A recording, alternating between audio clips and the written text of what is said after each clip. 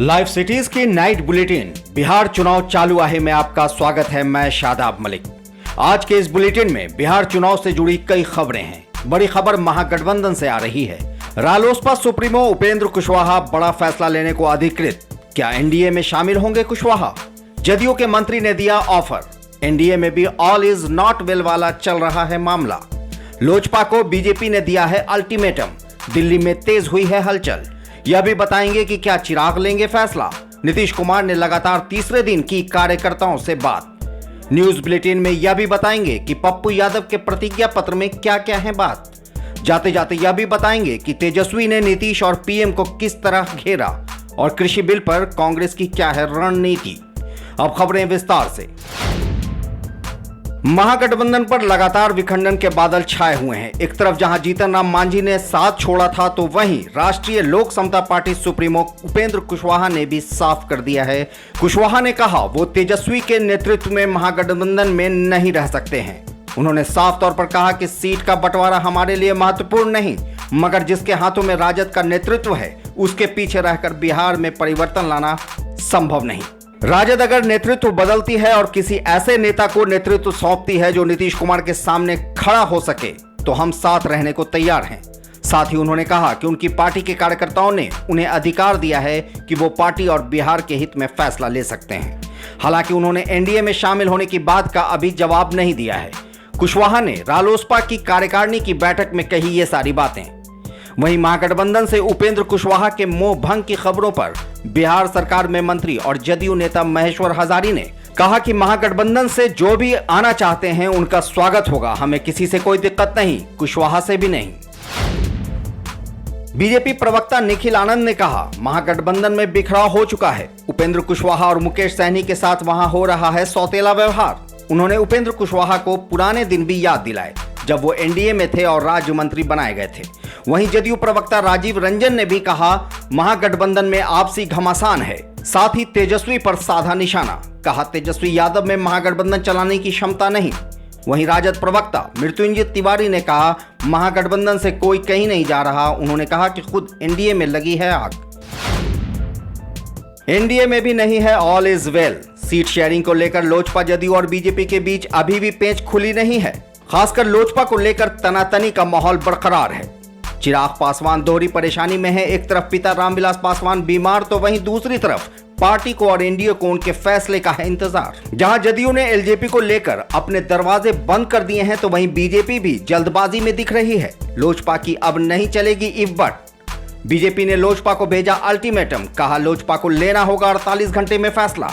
खबर है कि अल्टीमेटम में लोजपा पर इल्जाम लगाया गया है कि इन्हीं की देर की वजह से एनडीए की सीट शेयरिंग अटकी हुई है।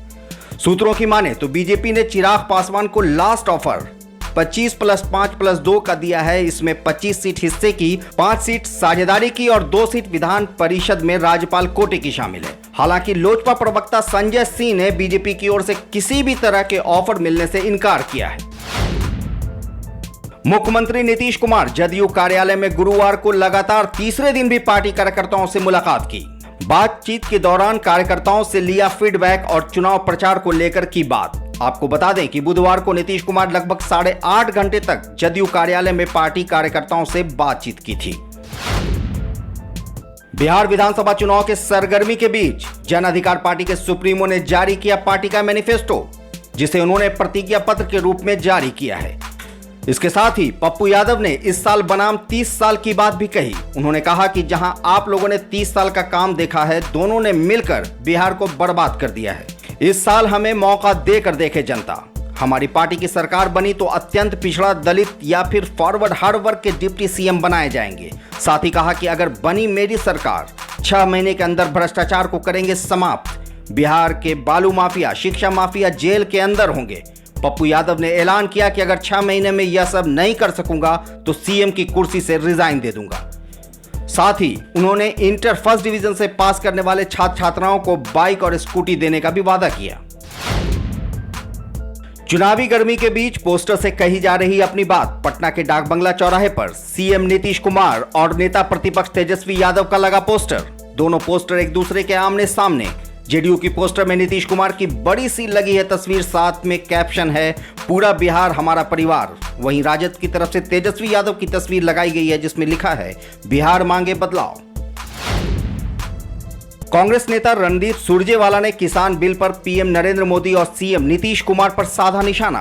कहा 3 काले कानून के जरिए मोदी और नीतीश बाबू किसानों को कर रहे हैं तबाह। साथ ही उन्होंने कहा कि जो किसान का नहीं वो किसी का नहीं। खेत खलिहान को पूंजीवादियों के गिरवी रखने वाला है यह कानून।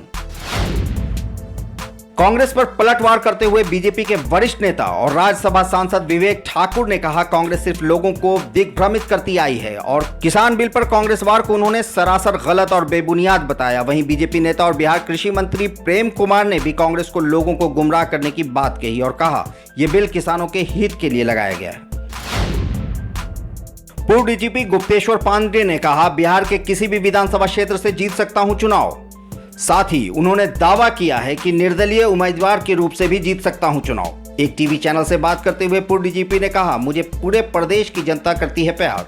मुझे 14 सीटों से चुनाव लड़ने का है ऑफर, लेकिन चुनाव लड़ने से पहले मैं अपने लोगों से सलाह मशवरा करूंगा, उसके बाद ही लूंगा फैसला। चुनाव चालू है नाइट बुलेटिन में आज इतना ही। ताज़े खबरों के लिए बने रहिए लाइव सिटीज के साथ। हमारे YouTube चैनल को सब्सक्राइब करें, साथ ही फेसबुक पेज को लाइक करना ना भूलें।